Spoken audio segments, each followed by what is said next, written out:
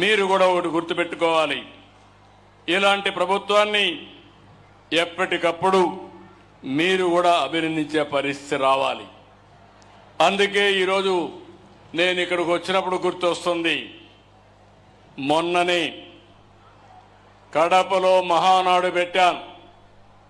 మహానాడులో నేను ఒక మాట చెప్పాను, తొందరలోనే కడపకు స్టీల్ ప్లాంట్ పెట్టిస్తా, రాయలసీమ స్టీల్ ప్లాంట్ వస్తుందని చెప్పాను.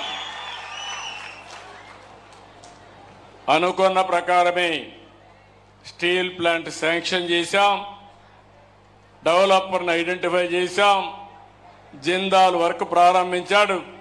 నేను ఒకటే చెప్పాను, దాన్ని కూడా వీలైనంత తొందరలో చేయాలి.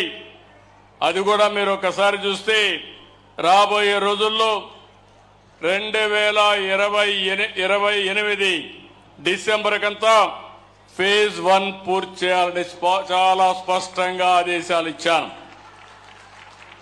ఈ ప్రాజెక్ట్ వస్తే ఈ యొక్క జమ్మల మడుగు, ఈ టౌన్ కానీ పరిసర ప్రాంతాలు కానీ చాలా అభివృద్ధి అవుతాయి. ఆటో పైలట్లో అభివృద్ధి అవుతుంది.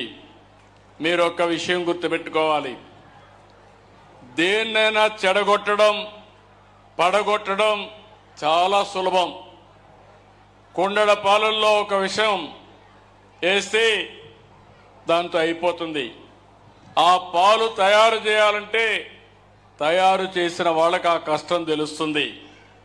ఎప్పుడు కూడా నిలబెట్టడం కష్టం, అదే మరి అభివృద్ధి చేయడం కష్టం, విధ్వంసం చేయడం ఒక నిమిషంతో పని. 5 ఏళ్ళు అదే జరిగింది. రాష్ట్రాన్ని విధ్వంసం చేశారు, చాలా సమస్యలు సృష్టించారు, కేంద్రం ఇచ్చే పథకాలను నిలిపేశారు, 10 లక్షల కోట్ల రూపాయల అప్పులు చేశారు. నేను మీకు మొన్ననే తల్లికి వందనం ఇచ్చాను.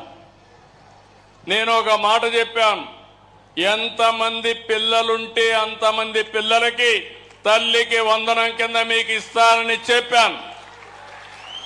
మాట నిలబెట్టుకున్నామా లేదా అని మిమ్మల్ని అడుగుతున్నా, కొండే తల్లులను అడుగుతున్నా. ఒకరికి కాదు, ఇద్దరుంటే ఇద్దరికి ఇచ్చాం, ముగ్గురుంటే ముగ్గురికి ఇచ్చాం, 7 మంది ఉంటే 7 మందికి ఇచ్చిన ఏకైక ప్రభుత్వం ఈ ప్రభుత్వం. అవునంటే చేలు పైకెత్తండి. దీనికంటే ఒక తృప్తి